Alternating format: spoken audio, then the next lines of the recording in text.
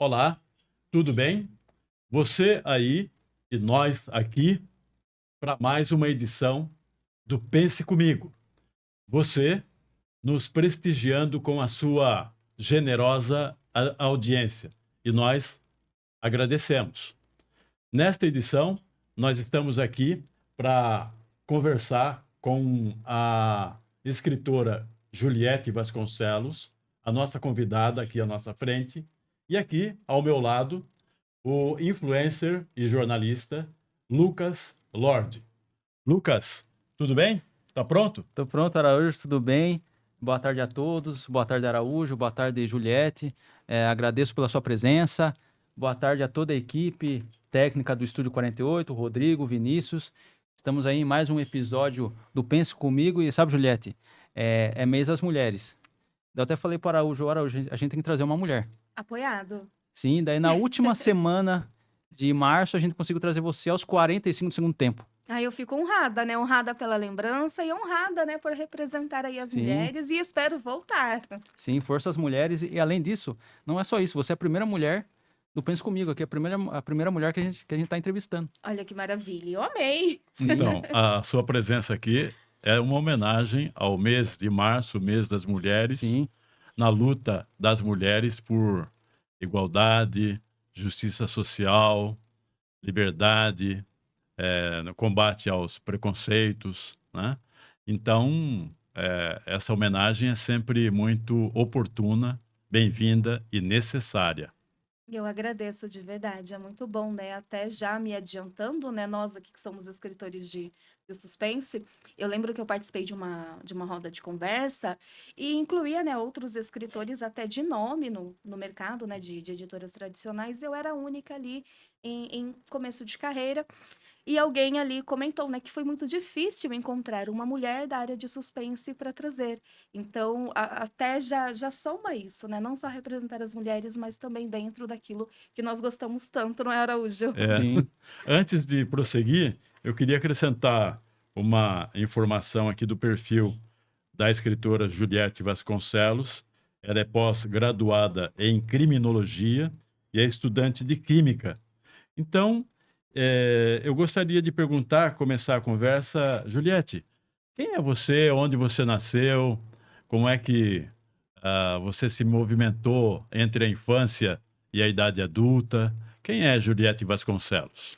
Eu acho que de todas as perguntas, né, quando tem assim uma entrevista, a mais difícil de responder é essa, né? O quem é você, né?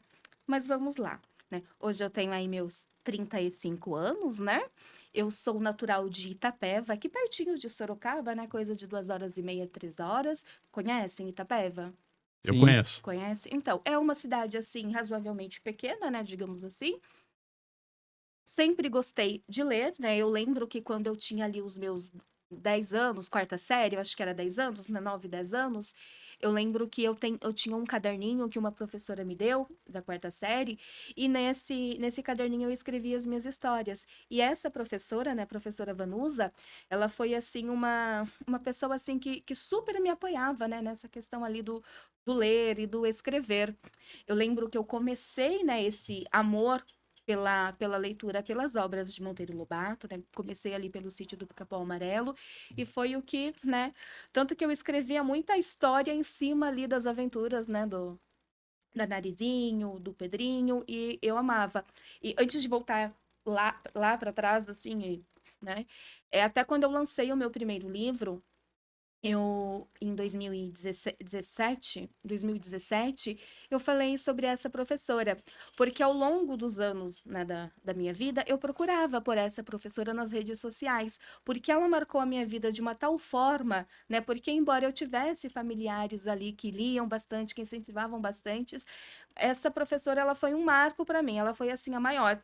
Tanto que no meu boletim da quarta série, essa professora, ela escreveu, né, Juliette, você será uma grande escritora um dia. Ela escreveu isso, então você imagina. Foi sua grande incentivadora. Foi. Então, assim, aí eu lembro que eu sempre procurei e eu nunca encontrava essa mulher nas redes sociais. E no dia do lançamento do meu primeiro livro, em 2017, eu falei isso, né, lá no meu discurso e tal, e eu falei, né, lembrando ali dela, E coincidiu, como esse lançamento foi em Itapeva, alguém já tinha ali lecionado com ela e mandou ali uma mensagem para ela: olha, tem uma aluna sua aqui e ela está falando de você. E ela apareceu, né? Nesse dia do lançamento, e eu chorei assim, horrores, horrores, mas foi maravilhoso. E eu percebo que muitos outros escritores têm, né, essa presença muito forte de um professor, né, na vida, né, que marcou ali de alguma forma, que incentivou. Então, assim, voltando lá para o meu começo, eu comecei ali realmente, né, através das obras do Monteiro Lobato, aí eu fui para Alice no País das Maravilhas, não consigo até hoje falar o nome do autor, assim, está acima de mim, né, não vai. E continuei, né, li bastante Lewis Carroll.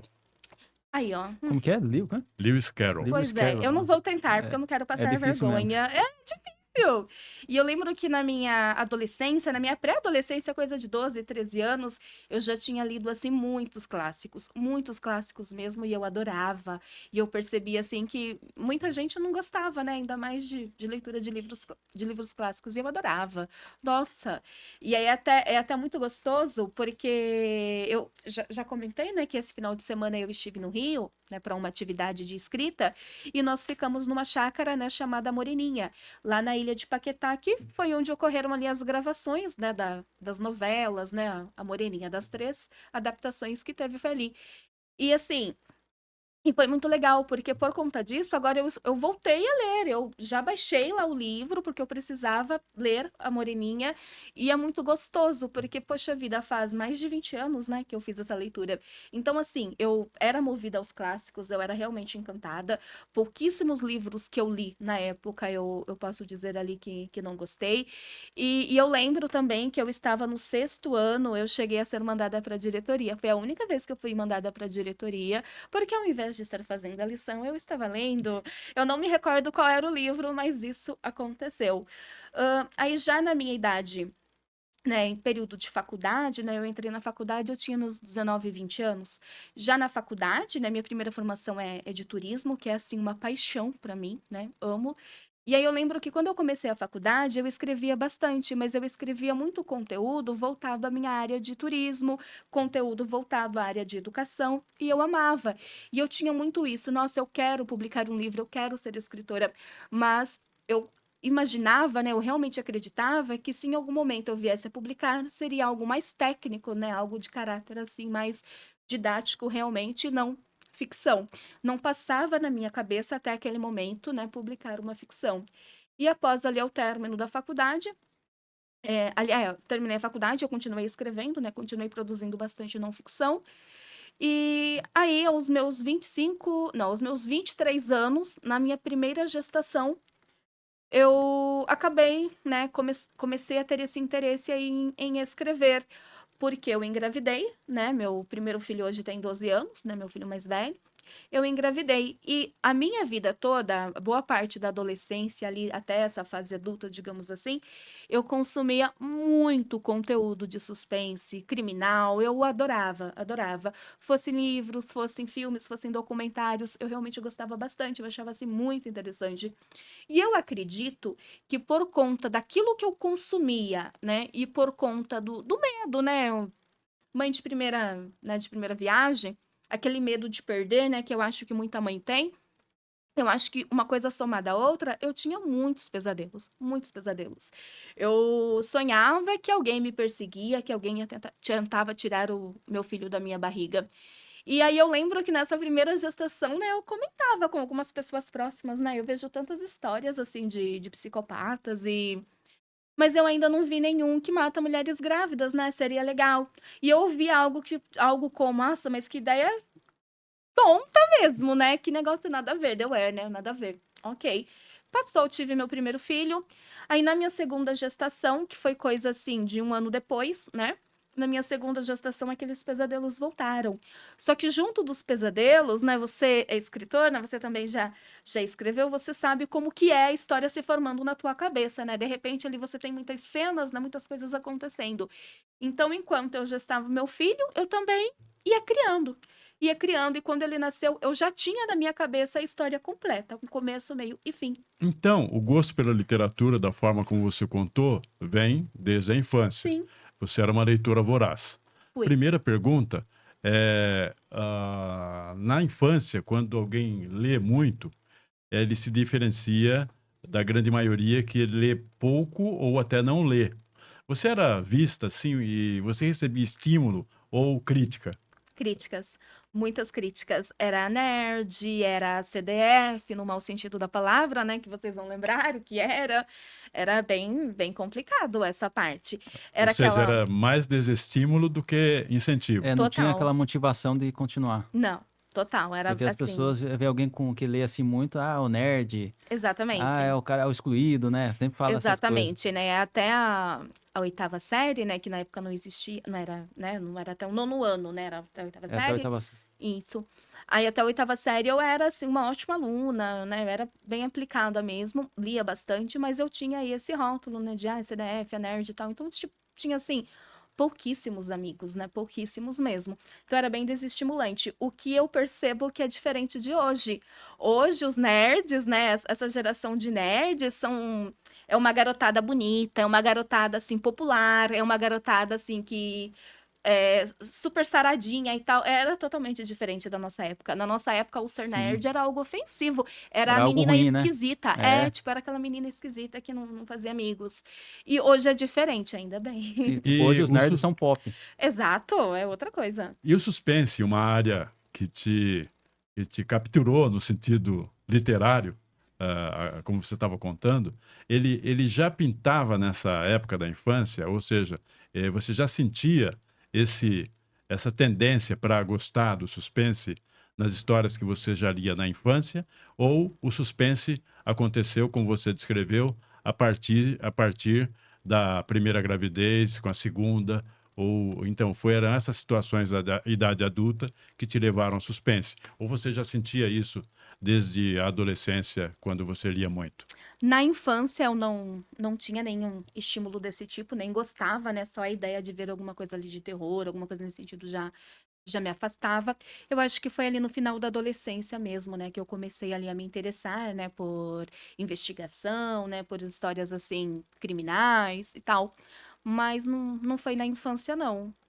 Meu filho hoje, ele ama terror, ele ama essas coisas, né? Ele tem 12 anos. E sempre gostou, desde os 8 anos, que ele tem essa coisa de, eu vou escrever uma historinha assim, e tal, vou ler isso. Mas pra mim foi mais tarde. E ele demonstra gostar da escrita também? Ele pode seguir os passos da mãe também? Eu acredito que sim, porque até me surpreendeu ano passado, né? Sexto ano, ele teve uma avaliação, ele foi medalhista, né, dessa avaliação, uma Olimpíada, e aí ele me contando sobre a história, e eu até brinquei com ele, nossa, eu estou preocupada que a tua professora não me chamou para conversar, coisa que o professor de teatro dele já fez numa outra situação, para você ter uma ideia, porque ele gosta realmente dessas coisas. Aí ele me contando a história, foi uma aluna que foi assassinada e acreditava-se que tinha sido um professor quem matou essa aluna, e onde na realidade quem matou foram as colegas. Foi algo assim, meu Deus, Heitor, e se me chamam para conversar? Como que eu explico dele, mãe? É só uma história. Ele realmente gosta bastante. Eu ia perguntar o nome dele, mas você já falou. Já. Heitor Heitor. Vasconcelos. Isso. Nome de escritor também. Sim, eu né? acho. Viu? E como se deu essa sua escrita na área do suspense? Por exemplo, o primeiro livro foi O Ceifador de Anjos. É esse, né? Isso. Então, como aconteceu a ideia para esse primeiro livro? Foi Então, nessa fase das gestações? Foi. O Ceifador de Anjos, né, é o nome da trilogia. Então, assim, quando eu tive meu segundo bebê, eu já tinha o começo, o meio e o fim da trilogia. Então, os 3 livros já estavam na minha cabeça. O primeiro livro que eu escrevi assim em pouquíssimos meses, né, que é o Ceifador de Anjos, a Coleção de Fetos, que é esse que está em pé, que inclusive ele está passando agora por um relançamento, né? E ali, nesse livro, eu narro a melhor fase, né, do meu assassino, né, digamos assim. Tipo, a melhor fase dele está nesse livro, é onde ele faz acontece e nada acontece com ele. E aí, mais tarde, né, eu escrevi ali o volume 2, onde eu retorno ali a infância dele, a adolescência e o começo de tudo, né? Que é o Quando antes da ele coleção. começou. Então o O antes volume da 2 é a coleção. origem e o volume 1 é o auge do assassino. Exatamente, exatamente. Eu não escrevi de forma cronológica, né? Eu escrevi ali realmente o auge dele, e depois eu retornei ali pro começo de tudo. E mais tarde, assim, mais tarde que eu digo questão de poucos meses, né? Eu acabei escrevendo aí o volume 3, que era o desfecho da história de fato, né? A O que última acontece? ceifa. Isso, com ele, a última ceifa. Mas assim, E o que acontece? Qual que você imaginou para a conclusão? Assim, mesmo que você não conte, mas, claro, para não dar spoiler, mas qual que é a ideia do fechamento da trilogia? quando eu comecei a escrever a trilogia, eu comecei a publicar numa plataforma chamada Wattpad. Então, ali, conforme eu publicava, eu tinha ali um feedback, né, um retorno em tempo real, né, dos leitores. E comecei pelo volume 1, depois o volume 2 e o volume 3. E uma coisa que eu queria muito, né, para o fechamento do livro, porque na minha cabeça já estava tudo pronto. O que demandou de mim, o que demorou mais, foram as pesquisas, que foram muitas. Mas o que eu esperava desse desfecho é que fosse um desfecho que não fosse óbvio. Eu não gosto de Ah, nada que é óbvio, eu não fosse gosto. surpreendente. Exato, Ah. eu não gosto de nada, não, mas é isso. Nunca gostei. Eu gosto de coisas originais, né? Tanto que ao longo assim desses anos, né, escrevendo e tendo ideias, todas as ideias que eu tenho, eu paro para pesquisar no Google para ver se eu encontro algo similar. E se eu encontro algo que vai naquela mesma linha, a mesma história, então, não, peraí, né? Já criaram, deixa para lá, porque eu quero algo que seja muito meu. E ainda mais hoje que é difícil criar algo original, né? É muito difícil. Porque assim, você é muito pensa, que nem eu difícil. tinha um professor, eu tive, né, professor de um curso, que ele falava assim, você pensou numa ideia, já descarte que alguém com certeza já pensou nessa ideia. Você pensou na segunda, descarte também. Ele falou, lá pela 10ª ideia, talvez alguém não tenha Sim, tido essa ideia, daí você sim. vai nessa ideia. Mas geralmente a gente pensa numa ideia e alguém já pensou em e é Já, difícil. Por isso que é bom sempre pesquisar, ver se já teve sim. a ideia, porque é muitas ideias hoje, muita... Eu pesquiso todas as ideias que eu tenho, inclusive títulos. Eu tenho um horror com a questão de título. Vamos lá, né? Eu publico né?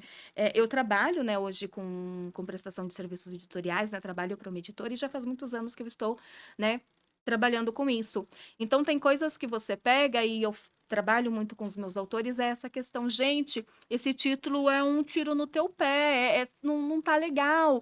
Vou até citar aqui um autor que eu amo, que é o Drico Araújo. Quando ele chegou para mim, né, quando nós nos conhecemos, ele escreve maravilhosamente bem, mas os títulos dele era algo como O Incendiário. Se você joga um incendiário no Google, vai aparecer, sabe, por isso que dezenas de livros tem vários livros com o mesmo... exatamente relacionados a isso. Nunca vai aparecer o livro dele, né? Se você não colocar o nome dele junto. Ele tinha títulos como A Envenenadora, O Palhaço. Eram coisas assim muito, muito óbvias, né? Pai Nosso. Você jogava, aparecia tudo menos algo relacionado ali ao livro dele. Então, eu sempre fui muito chata com as ideias que eu queria desenvolver, né? Com esses desfechos, eu sempre buscava que fosse algo que surpreendesse, que não fosse algo óbvio. Porque ali você tem muito assim, ó, o que acontece com ele, né? Ele é um assassino, ele mata grávidas, ele é um serial killer. Ou ele morre ou ele vai preso. Tá, só isso? Ah, ele foge? Então eu queria realmente ali que surpreendesse. E eu fico, assim, muito feliz porque eu sei que surpreendeu. Porque eu lembro que eu colocava, né, logo que eu comecei o volume 3, eu colocava lá uma enquetezinha no Wattpad, né, para os meus leitores. E nessa plataforma eu tinha um retorno tão bacana que foi assim, em 10 meses, que foi o tempo que eu levei para publicar esses 3 livros, nesses 10 meses eu consegui 150 mil leituras para o primeiro livro, e foi uma galera que me acompanhou até o volume 3, e na época, nessa plataforma, em torno de 11 mil seguidores, né? Um pouco mais de 11 mil seguidores. Que era até mais do que aquela escritora que eu tinha comentado aqui, que me indicou a plataforma e tudo mais, e que era uma escritora com contrato em editora tradicional. Então, assim, foi muito positivo. E quando eu escrevi o volume 3, quando chegou ali na parte do desfecho, e muita gente já tinha votado no que elas acreditavam que ia acontecer no final, né? Ali todas as sugestões que elas davam, e nenhuma era aquela. Não teve um que acertou. Não teve nenhum mesmo, né? Em relação ali ao que aconteceu com ele. E eu lembro, assim, que escrever o volume 3 eu acabava de publicar o capítulo, quando eu ia escrever o outro, e eu enviava, e eu voltava para ver o anterior, eu tinha lá mais de 500 comentários. assim, na hora, eles acompanhando comigo em tempo real o desfecho. Então, assim, foi uma experiência muito gostosa, Sim. né? Eu realmente prezei muito por essa questão do surpreender, do ser algo, né, inesperado. E foi muito bacana. E Pela no sua Wattpad, exposição. no Wattpad tem algum comentário assim que você viu lá, que fez você mudar os rumos da história? Alguém deu uma sugestão? Não, você sempre manteve a sua história fielmente, assim, independentemente de comentários, sempre manteve a história que você tinha na cabeça.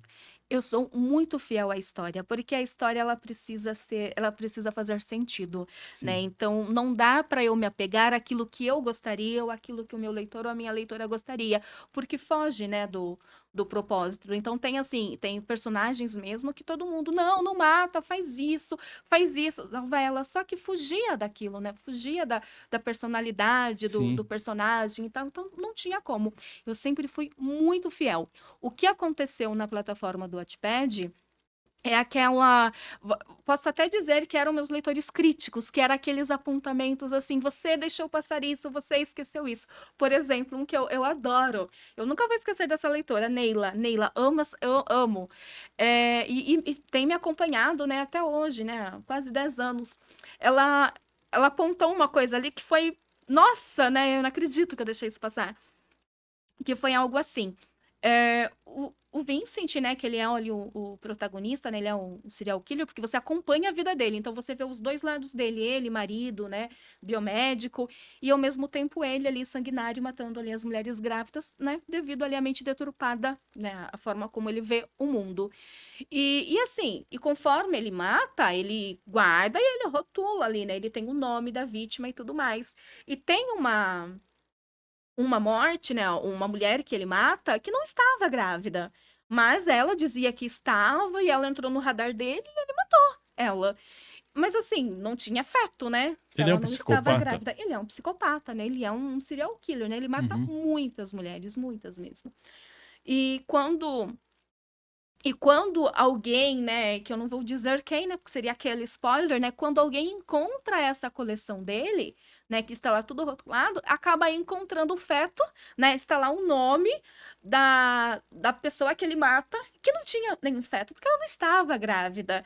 Mas conforme você vai escrevendo, tem coisas que você só vai ver depois, né, sim, mas eu nem tive tempo de ver depois, né, porque a própria leitora falou, viu, mas a fulana não estava grávida, como que encontraram um feto dela? Daí eu, pois é. sim, Então, isso aconteceu bastante, sabe? Aquela. sim, Agora, no que diz respeito a mudar a história, nunca mudei nenhuma história minha, eu sou sempre fiel a ela. O que eu preciso fazer, que é algo que todo escritor faz, é ali o adaptar conforme a tornar aquilo mais credível possível, né? Então, são muitas pesquisas, você precisa saber o que se encaixa, o que pode, o que não pode, sim. se, né, se vai ser verossímil aquilo de alguma forma, ou se não. Mas o mudar, por minha preferência ou preferência do meu leitor, jamais. Como Sim. você estudou criminologia e, então, e pensa esses livros com esses personagens, acredito que você talvez tenha refletido, isso seja um alvo da sua reflexão. Você vê diferença entre psicopata e sociopata? Seria a mesma coisa? Eu entendo que, na minha visão, psicopata é aquele que age com esse tipo de anomalia social individualmente. O sociopata tem a ver com a relação social com a qual ele se relaciona. Seria por aí É porque ou outra visão? tem aquela história também que fala que o psicopata já nasce psicopata, né? O sociopata vai se tornando, ou vice-versa. É uma coisa assim? Então, É né? complexo, parece simples, É, mas é É, complexo. É bastante complexo e para mim assim é impossível responder a isso ou é aquilo, porque mesmo os estudiosos ali que estão nisso, eles divergem entre si. Então há quem defenda que psicopata e sociopata é a mesma coisa, há quem defenda que psicopata e sociopata a única diferença é que o psicopata ele chega a matar, né? Ele, né, é capaz de matar e o sociopata não, mas ambos é o mesmo grau de dissimulação, né, de não serem empáticos e tal. Então, assim, é muito complicado dar uma resposta sobre isso. Né? Eu adoto que para mim é tudo igual, né? Eu uso isso, mas o termo psicopata para mim ele acaba tendo mais peso. tipo, os dois são capazes de matar, por exemplo. São. E, Há quem defenda que sim, há quem defenda que não. e falando nisso, teve até um caso que eu lembrei de uma criança, o ano passado, acho que a criança tinha 9 anos, que ela entrou, não sei se vocês viram, que ela entrou numa clínica veterinária Eu e, vi. e assassinou 23 animais, esquartejou assim, uma coisa assim que você não imagina uma criança fazendo isso. Sim. Daí você pensar, daí falaram assim, a criança é psicopata. E falam assim, E quando a não se criança. pode dizer que uma criança é E psicopata. falam assim, quando a criança tá desse jeito, não tem conserto. Porque se já a criança já faz isso, quando é adulto, então imagina o que faz. Também é muito complicado dizer isso. Acho que o ser humano ele é muito complexo, né, em absolutamente tudo. Sim, E no que diz respeito a isso, a legislação diz que você não pode, né, rotular ou afirmar, mesmo você como um especialista da área, você não pode, né, um psiquiatra, um psicólogo chegar e te passar essa definição, não, porque ele é psicopata. Não podemos fazer isso. Inclusive, né, nós sabemos hoje que aos psicopatas, né, que não matam, mas são entendidos como psicopatas pela forma como o cérebro deles funcionam, que é essa frieza, essa, né, toda, que são os médicos, os políticos, né, e é toda essa galera que tem essa frieza, né, para lidar com certos acontecimentos, com sim. certas coisas. Então é muito complicado, né? Então, por mais que você possa ter essa mente aí meio psicopática, meio que vê tudo ali de uma forma deturpada, ou que de repente sinta as coisas de uma forma muito diferente, porque são muito mais práticos, né? É muito difícil. Muito Sim, difícil dizer, mas porque há essa divergência de opinião dessas pessoas que estudam isso, que vivenciam isso. e a pessoa também pode ter sido influenciada desde a infância, né? Pode ter sido algum trauma na família, alguma coisa que ela assistiu que acabou influenciando a mente dela. Ou talvez ela já tenha nascido com isso, né? Olha, eu acredito nisso, né? Eu vou mais por essa linha, assim, que há algo que desencadeia. Defende-se sim, né, Algo que é um que gatilho, tem, né? sim, defende-se sim que pode ser sim genético, porque o teu cérebro é o teu cérebro, ele é daquele jeito, né, ok, mas há gatilhos ali que podem desencadear, seja algo que você viveu ou algo que você viu alguém viver, né? No caso do Vincent, quando questionam, porque ele deve ter sofrido muito e tal, e quando você vai ver a história dele, ele não sofreu, mas ele viu coisas. Uhum. Então, pode ser, né, uma coisa ou outra e não tem como afirmar. Até porque quando eu vou lá e defendo isso, porque eu trabalho muito com essa lógica. Foi algo lá atrás que engatilhou, né? Algo que aconteceu que a partir daí, né, desembestou. Sim. Aí você vai ouvir, né? E não está errado, é exatamente isso. Nossa, mas quantas pessoas passaram por essas situações, né? Que foram agredidas, violentadas e viveram ali um inferno, mas na real, né? Se tornaram boas pessoas, apesar dos transtornos, apesar das medicações, apesar, né, de tudo ali com que eles precisam lidar devido àqueles pesadelos. Então, é muito complicado, É, né? depende da mente de cada pessoa, né? É de cada um. Quem que saberia lidar? Porque não necessariamente você se torna um psicopata, mas você pode ter ali um outro transtorno, né? Você pode, de repente, por uma questão de defesa, você ter ali uma dupla personalidade, né? Que o nome nem seria esse, mas de repente uma esquizofrenia, né? Você pode ter. Então, é muito complexo. O ser Então humano é é um problema que a complexo. pessoa já tem e por causa de um trauma, um gatilho, ela desencadeia esse problema que já tinha.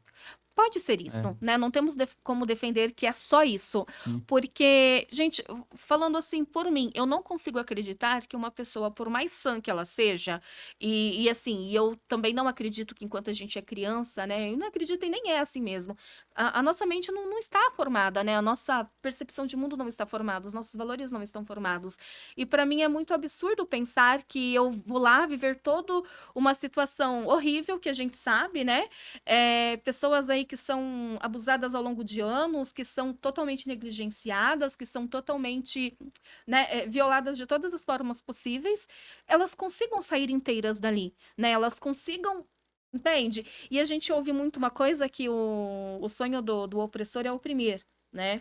sim. E nós vemos isso, nós vemos uma repetição de ciclos, né? Nem todos, é um fato, mas quantas pessoas dão continuidade a este ciclo, né? Que sofreu ali uma violência na infância, um abuso, ele tende a. Por conta dos temas que eu trabalho, até das parcerias que eu faço de autores que trabalham temas até mais pesados dos que eu costumo trabalhar, hoje, né, não só hoje, mas há muitos anos que eu faço parte de muitos grupos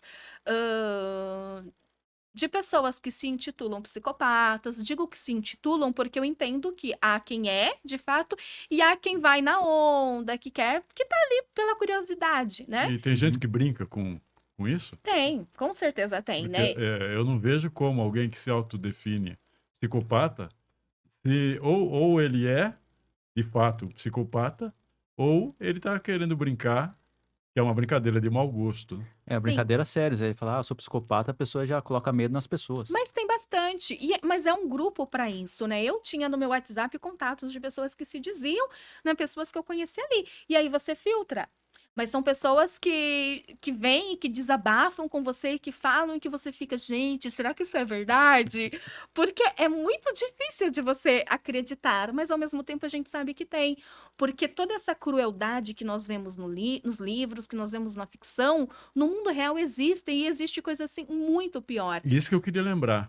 O Lucas citou um exemplo, eu lembro de 2 exemplos recentes também, que viraram repercussão nacional e internacional. O caso de um bolo que uma mulher fez e envenenou pessoas da família, e Sim. houve mortes, ela Sim. própria morreu também. O caso isso foi no estado do Sul. No estado do Nordeste teve um arroz lá envenenado, que várias pessoas se alimentaram com esse arroz, e houve várias mortes também. Existem psicopatia, então a gente está falando da ficção, mas ela existe na realidade. A realidade, para mim, ela é muito pior. Enquanto eu escrevia o livro, na verdade, até hoje, agora, recentemente, eu fui marcada em publicações assim. Eu sempre recebia marcações de leitores falando: olha, a vida imitando a arte, ou vice-versa, sabe? De relatos não, aliás, né? Notícias de mulheres que tiveram a barriga cortada e o feto tirado. Foi a amiga que disse que ia comprar um enxoval para o neném e levou lá porque queria o neném. Uma outra era a vingança, não sei por quê. Aí uma outra porque queria criar o bebê. Então, assim, olha o absurdo, né? E é algo muito próximo daquilo que eu escrevo, né? Claro, eu estou falando de um serial killer, mas no caso dessas mulheres, dessas pessoas que fizeram isso, como que a gente pode dizer que essas pessoas são normais, né? Normais, assim, no sentido sã, né? Como que nós podemos defender isso? Por uma pessoa cogitar essa possibilidade e levar isso a cabo. Olha o quanto é Um absurdo. caso, assim, com o que acontece, a gente vê noticiado com alguma frequência, você acha que o stalker, esse pessoal que, seja sendo homem ou mulher, persegue outro pelas redes sociais, e isso se transfere até para perseguição pessoal, parecem pessoas obsessivas. Essa pode ser também uma espécie de psicopatia, será? Aconteceu agora no caso Vitória.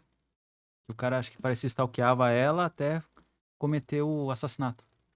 Olha, é muito difícil dizer, porque não é só a psicopatia que leva você a cometer um crime. E aí fica muito fácil você justificar. Porque você acaba justificando, tal fez porque é um psicopata.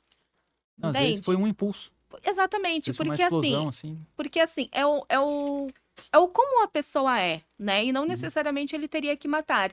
E não é só a psicopatia que leva a você a cometer um crime. Então não tem como saber, né? Ele poderia ser simplesmente uma pessoa obsessiva, né? Como você Uhum. disse, poderia ser só isso. Ou pode ser que ele tivesse alguma outra coisa, ou pode ser que ele simplesmente fosse ruim.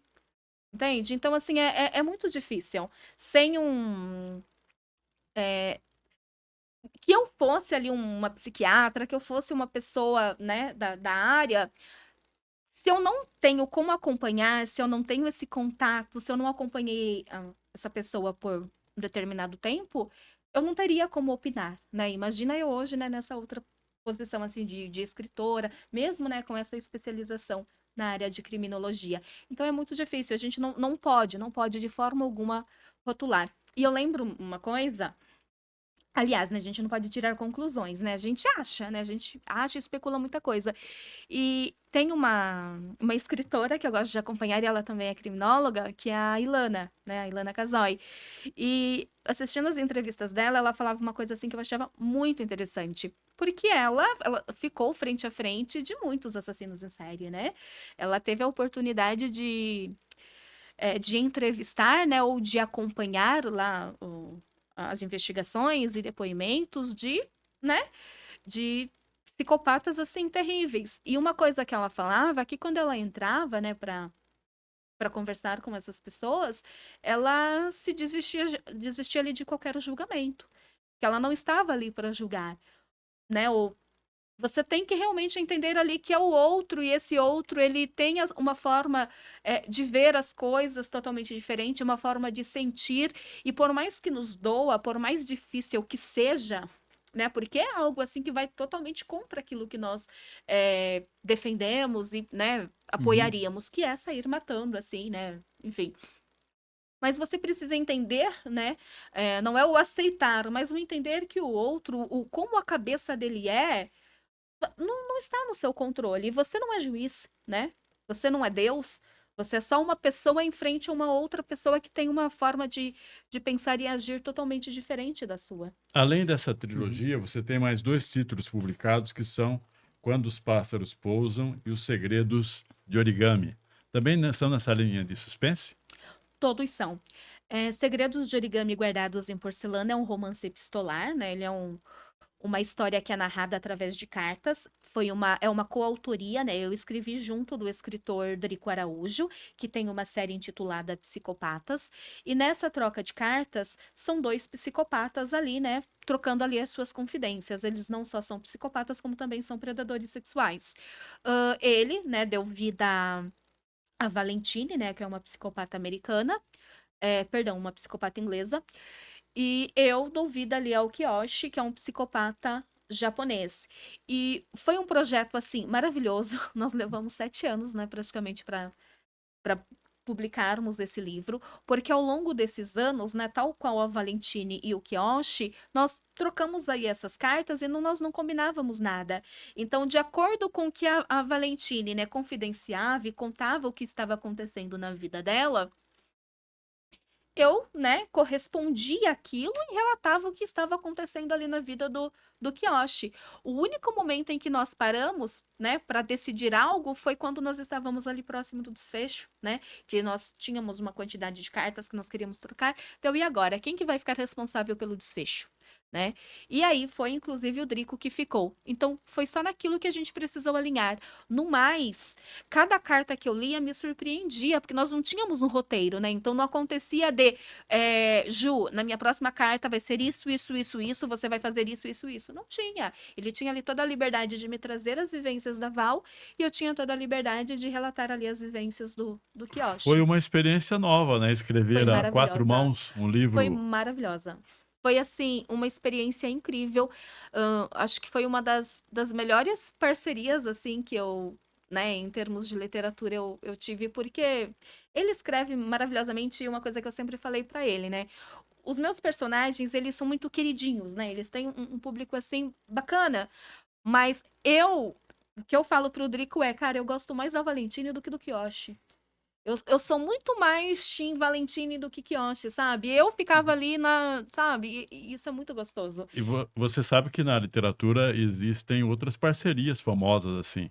Existe uma parceria na Argentina de 2 autores clássicos, o Jorge Luiz Borges e o Adolfo Bioy Casares. Eles escreveram vários contos juntos e são contos maravilhosos. Os 2 são grandes escritores, né? São clássicos da literatura argentina e mundial e escreveram contos, criaram um personagem e escreviam juntos. E é uma parceria famosa também. Estou tentando lembrar outra, mas nesse momento me ocorre esse caso. Acho que quando tem essa conexão, né, é muito, muito bacana. O Drico, ele trabalha temas mais pesados, que eu particularmente sempre tive muita dificuldade em trabalhar, que é a questão ali da pedofilia, né? Ele Uhum. trabalha muito com isso, muito. E até a questão né, que eu falei lá atrás sobre a repetição de ciclos é uma coisa que nós vemos muito, né? Uma vez vítima, né, pode, obviamente, não ser, mas as chances daquele agressor sexual já ter vivenciado aquilo na infância também é muito grande. E até o que eu estava falando sobre esses grupos nos quais eu entrei, que eu estou em grupos desse tipo também, foi a essa conclusão que eu cheguei, né, na questão da repetição de ciclos. Dos relatos, né? O que eles compartilham com a gente nesse sentido. Você vê que muitos ali, eles estão repetindo realmente aquilo que eles viveram lá atrás. Entende? Nossa, eu acho que é para tudo. Para tudo. Então, o que eles vivem, eles acabam replicando. Sim. Seja porque deturpou de uma tal forma que eles entendem que aquilo é uma forma de demonstração de amor, seja porque alguma coisa quebrou ali na cabeça deles, sabe? É realmente assim, sofrido. Não que justifique, né? Porque uma vez que uma pessoa adulta é capaz de fazer isso, né? A gente não tem como. Mas Não tem mais conserto. mas o entender, né? Porque nós temos muito. Que é uma coisa que eu acho que nós precisamos lutar contra, que é a questão do julgar. A gente vê lá na TV, ai, a mãe fez tal coisa com a criança, né? Ai, fez tal coisa. Eu acho importante o tentar não o entender no intuito de justificar, mas o saber que não foi pelo simples querer, ai, eu não tô fazendo nada, vou ali afogar meu filho. Não é isso. Tem alguma coisa por trás. A pessoa pode ser, sim, realmente uma pessoa muito ruim, entendeu? Uhum. Como a pessoa pode ela estar vivendo ali no momento. Eu tenho um relato de uma pessoa que já foi próxima de depressão pós-parto. Ela, né, o marido sonhavam em ter ali um neném, era realmente um planejamento daquela família, né? Eles queriam muito, fizeram assim a coisa mais linda ali do quarto, tudo. E quando a neném nasceu, ela acabou tendo ali essa depressão pós-parto e ela tentou, né, tirar a vida da neném dela. Ela tentou jogar da varanda, ela tentou afogar, até que ela acabou ali internada e ela ficou muitos meses até ficar bem e voltar. Então, é muito complicado o julgar. De repente, a pessoa tem ali uma esquizofrenia, tem ali alguma outra coisa que ela não está mais no controle, né, da vida dela e ela acaba cometendo, né? E quando os pássaros pousam, qual que é o clima dele? Você falou do clima dos Segredos de Origami. E quando os pássaros pousam, qual que Quando é o os, clima? quando os pássaros pousam, também foi de um sonho. Eu sonhei que eu estava, que eu estava feliz e contente. Só que não, né? Mas eu estava lá feliz e contente, pregada. Eu nem lembro como, mas eu sei que eu estava lá pregada e eu olhava assim, eu só via milho. Só via milho, sabe? E eu estava lá em cima. Meu sonho foi simplesmente esse. E aí, no dia seguinte, eu gostei, né? É uma pegada meio. Ai, como que é o nome? E a gente vê muito, eu adoro essas histórias de espantalhos também. Foi por essa linha, eu esqueci o nome dele, gente, eu adoro ele, mas enfim. E aí eu fui nessa linha também, né? Ele é a história de quando os pássaros pousam. O título é porque a pessoa tá lá, né? Presa. E assim, ela vai morrer por inanição, ela vai morrer ali de sede, né? Ela vai, né? Tá ali, né? Debaixo de sol, né? Vai ter insolação, enfim. E quando os pássaros pousam é porque a pessoa tá tão desesperada, ela tá faminta. Então, quando a ave pousava, porque o objetivo era repelir, mas acaba atraindo a ave, né? E aí, quando o corvo ali, quando a ave pousava, ela tentava ali abocanhar, né? Essas pessoas ali, elas acabam tentando abocanhar. Então, é a história de um fazendeiro, ele é cadeirante, né? E Uhum. ele vive só. Ele é um pobre coitado, né? Todo mundo, né, tem pena dele, só que não, né? E começam aí a surgir essas vítimas, né, na plantação dele. E Tem um filme que tem. é Olhos Famintos, Olhos Famintos é maravilhoso. É que ele tem. Olhos Famintos, ele tem uma pegada sobrenatural, né? sobrenatural, que é o espantalho que se torna um monstro sobrenatural. Ele Ele é aparece de não sei com quantos de em quantos anos. 23 e 23, 23 anos, anos, ele é um demônio, né? Sim, Algo aham. nesse sentido. O meu não tem nada de sobrenatural, eu não sei, né, escrever nada sobrenatural, porque eu tenho muito medo. Então A, eu sob- sigo a sempre. sobrenatural você prefere mais o real. Eu Eu prefiro. também sobrenatural, assim, eu tenho um pouco de medo, assim, não gosto muito. Eu prefiro assistir, assim, um Eu filme de um adoro. assassino, um serial killer, que seja humano, do que de um perseguidor fantasma. Você já viu ou sentiu alguma coisa sobrenatural no sentido de assombração, por exemplo? Já aconteceu alguma coisa ou outra, mas eu prefiro colocar que é fruto da minha imaginação, entendeu? Porque eu realmente tenho muito medo dessas coisas.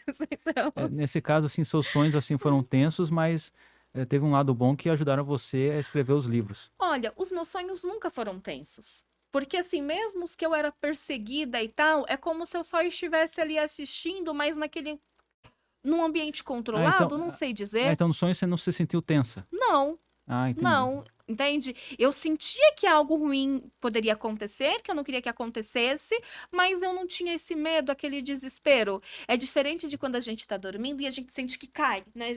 Já devem ter passado por isso, né? Que Quando parece tá que você caindo dá um prédio. que você Sim. tá. Nossa, isso é ruim. Mas nos meus outros sonhos, né? Com essas pegadas, não era. Não tinha esse sentimento de ai, que medo, ai, que horror e tal. Não. Mas aquilo ficava na minha cabeça, Sim. né? E por falar em filmes, acredito que você deve gostar muito de filmes na linha assim de Psicose, Gosto. Colecionador de Filmes e Ossos, séries Gosto. Silêncio também. dos Uhum. Inocentes, né? Gosto bastante. Qual um outro, Lucas? Tem Tem o Psicose, Silêncio dos Inocentes, Dexter, tem o Hannibal, Dexter, Hannibal, tem o... tem até uma série, Bates Motel, o Bates Motel, You, e tem uma série brasileira também, a Dupla Identidade, Dupla que o Bruno Identidade. Gagliasso era um assassino de mulheres. Ele Sim, atraía as mulheres. Eu acho que só teve uma temporada também, poderia ter tido a segunda, né? Daí não sei porque não poderia. fizeram. E nesse personagem desse filme Dupla Identidade, a aparência dele, do personagem, que é um psicopata também, que é um serial killer, não diz nada, né? Ela engana, né? As aparências enganam, né? Sim. Totalmente, totalmente. Uma coisa que eu falo muito, inclusive, para os meus filhos, porque eu bato muito nessa tecla, é que assim, maldade, né?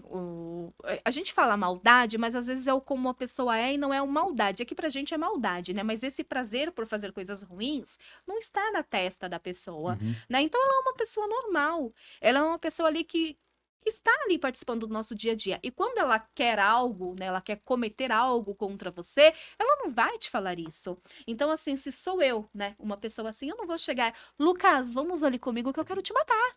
Lucas, Que vamos nem ali que eu quero aconteceu. te torturar. Isso não vai acontecer. Eu vou agradar, entende? Eu vou ser amiga, eu vou Sim. atrair, o como acontece com crianças, né? Muito. É aquele docinho, é aquele presente, é aquele vamos fazer um carinho no cachorrinho, no O diabo gatinho. aparece sorrindo. Sorrindo. Que nem Sempre, aconteceu no caso do sempre. Maníaco do Parque. Teve o filme, você assistiu o filme?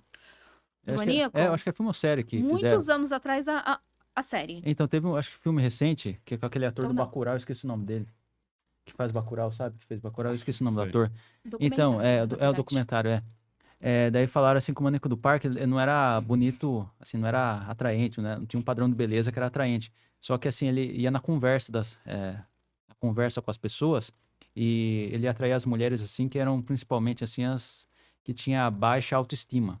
Tipo, era a mulher que tinha brigado com o noivo, estava insatisfeita no casamento, então ele ia falar, ele chegava nessas mulheres e falava o que elas queriam ouvir. Falava que elas eram bonitas, elogiava elas, tipo, elevava a autoestima delas e ia levando elas na conversa e elas acreditavam nele.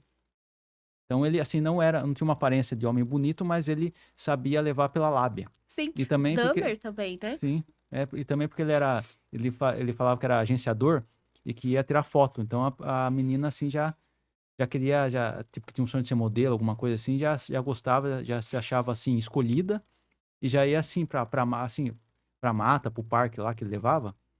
Eu sentia, tipo, uma autoestima elevada e escolhida. Pô, ele me escolheu, ela tava com baixa autoestima, ele me escolheu e eu vou lá com ele. Então ela ia com ele, assim, mesmo assim, não conhecendo ele, mesmo não... Sim. E a maioria dos casos, né, que você para ali para estudar, né, para conhecer, você vê que normalmente a aproximação é assim, é uma aproximação bacana, né? Uma aproximação assim, tipo, que não diz o que vai acontecer. Dificilmente ele vai chegar te atacando, né? Uhum. Ele vai chegar, né, fazendo ali alguma coisa. Tem um livro, é o Assassino de Crianças, o Matador de Crianças, de Itu. Conhece? Não. Eu acho que é o Matador de Crianças. Foi, acho que na década de 70, de 80, não sei, faz muitos anos que eu li esse livro. E que eu falei, né, que dificilmente eles vão chegar ali, né? No caso dele, ele até tinha um aspecto, assim, asqueroso, né, que não permitia ali uma aproximação, né? Digo asqueroso porque, infelizmente, a gente tem essa coisa, né, de a pessoa ali não tá cheirando bem, a pessoa você tende né, a se afastar, e a pessoa ali acaba passando despercebida. E esse caso do matador de crianças de Itu, ele era um morador de rua.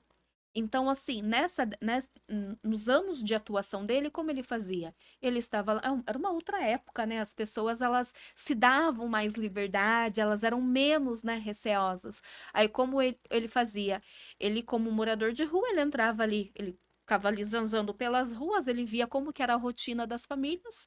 Ele entrava num bar, entrava em outro bar, ouvia as conversas. Ai, porque a Mariazinha tá lá em casa. Ai, porque tem que ir lá ver a Mariazinha, tem que ver lá o Joãozinho que tá lá em casa, né, fazendo tal coisa. E a partir disso, ele sabia né? Quando os adultos não estavam na casa, ele entrava, ele pegava a criança e levava. E ele fazia, né? E enfim, alguns corpos foram encontrados, né? Outros corpos não, e eram crianças até que muito novas, né? Tipo, 12, 13 anos, eu acho que era o máximo para ele. Então, assim, ele também se mascarava ali no meio da sociedade. Tipo, ele era imperceptível. Numa investigação, ninguém lembrava que havia um morador de rua ali, né? Que viram esse morador de rua, porque ele era um ninguém. Então, também existe esse outro lado, né? Ou a Sim, pessoa, ela vai se colocar ali de uma forma que ela tá muito assim acima de qualquer suspeita. Seja por esse lado, simplesmente não era notado, como por essa outra questão, é aquela pessoa afável, aquela pessoa que está ajudando. E nós vemos muito isso nos filmes, nas séries e nos documentários, dessa questão de modus operandi, que eles acabam ali se envolvendo de alguma forma, né? São muitos os relatos no sentido de estão investigando, estão fazendo aquela busca na mata, aquela procura, e ele tá lá ajudando a procurar, né? então, E ele é até convincente, ele também está preocupado. sim, até lembrei de uma série que é Breaking Bad, já assistiu? Ai, adoro. Então, que o principal vilão lá é o Gus, né? Que ele é o maior traficante lá, e Professor daí de química. o professor de química também, o Walter também, ele faz isso também, mas o Gus, assim, ele é um cara, assim, que ele ajuda a polícia, ele é o dono lá do restaurante lá, que vende comida de frango, assim, essas coisas. Então ele se camufla, ele lá vai ajudar a polícia, ele vai ajudar as crianças, ajudar a ONG, então ele é um cara que ninguém Acima de suspeita, qualquer acima suspeito. de qualquer É. suspeita, e ele é o maior traficante da região lá. E são, quando você vai pesquisar, tipo, isso não é só na ficção. Quando você pensa em tráfico de mulheres, em tráfico de órgãos, em, né, sequestros de crianças, em grandes, né, em grandes atos, digamos assim, não tem como imaginar que são pessoas antipáticas, que são pessoas, né, que estão ali à margem da sociedade. Não. É outro nível, né? Sim. Eu queria perguntar para você, a gente falou de filmes e livros. Você falou no começo de Monteiro Lobato. Quais são os autores pode ser de outra área, mas especialmente da área de suspense, te influenciaram e você admira muito? Você pode citar um, dois, três? Olha, eu busquei ler bastante nacionais, né? Tenho acompanhado alguns que estão lá, né, né, como Rafael Montes, como a própria Ilana Casoy, que inclusive tem uma parceria, né, com o Rafael, né, o Bom Dia Verônica, por exemplo. Mas assim, de fora, sempre gostei bastante do Jeff Lindsay, né? Do autor do Dexter. Gente, da Tess Gertsen também, que ela também tem uma série de livros que é investigativa, mas sempre ali, que são aquelas detetives. Tem uma série com essas detetives. Eu não vou lembrar o nome da série das detetives delas, mas são umas detetives ali que estão sempre ali atrás também de um psicopata, né? São os livros do Dominador, o Cirurgião. São livros nessa linha também, e eu adoro. São Essa muito série bacanas. De Dexter Edgar Allan Poe também, né? Gosto bastante de Allan Poe, mas o Allan Poe eu gosto dos contos, né? Na Hum. parte de romance mesmo, eu não me senti, como que eu posso dizer, tocada, entendeu? Mas os contos, sim. Agora, em termos de romance, eu realmente gosto muito da Tess, gosto muito do Jeff, Sim. gosto bastante também do Rafael Montes, gosto muito da Ilana, gosto muito do Drico, né? Aí é mais por essa linha. Essa série Dexter é aquela que tem na Netflix? Eu não sei se está na Netflix hoje, mas provavelmente é, porque ele é um perito de polícia, né? Ele trabalha com a polícia, ele está sempre à frente das investigações. E ele é um psicopata, só que ele foi criado por um policial. Ah, E sim. esse policial que o criou, ele sabia, né, né, que o Dexter era diferente. Então ele o ensinou a direcionar os seus instintos. Uhum. Então ele mata outros assassinos. Ah, entendi. Então, chegamos, por uma questão de tempo, Que ao final pena. dessa edição do Pense Comigo. O tempo Eu passa gostaria voando. de, eu gostaria de agradecer a sua presença aqui, Juliette Vasconcelos. Gostaria de concluir com um comercial. Este canal, Estúdio 48. Se inscreva nesse canal. Se inscreva também no canal Escritor Araújo, onde esta edição também estará postada. E também outra é o terceiramargem.org. Também vai estar postado lá, é um portal, tá bom? Eu gostaria, para se despedir, Lucas, tudo bem? Tudo O que você bem? achou? Cara, a conversa foi muito boa e quando a conversa é boa, o tempo voa, assim, você nem percebe. Eu queria agradecer ao Araújo pelo convite, agradecer a Juliette pela presença, agradecer a toda a equipe do Estúdio 48 e aproveitar aqui e divulgar minhas redes sociais também, que nas outras entrevistas eu não divulguei. Meu Instagram é Lucas Lorde, Lucas com 2S, Lorde, com D e E, eu abrasileirei Lorde. E tem o meu TikTok também, que é Lucas Lorde, lá eu falo sobre Corinthians e futebol. Então me seguem lá, me apoiem lá. Meu Instagram tá com poucos seguidores, então dê uma força lá.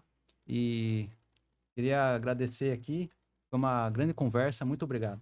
E Juliette, suas palavras para se despedir, por favor. Não quero. Não quero, gente. Que delícia, queria mais. Tem mais perguntas, sim.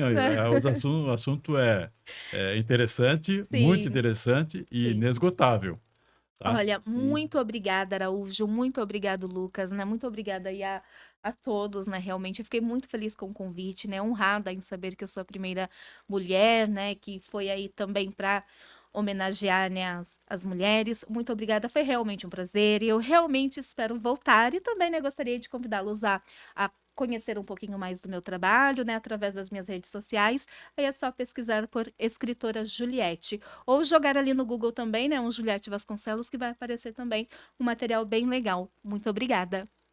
Ok? E agora, um agradecimento a você e o convite para que você acompanhe as novas edições do Pense Comigo. Agradecendo também ao pessoal da técnica e a você novamente. Muito obrigado.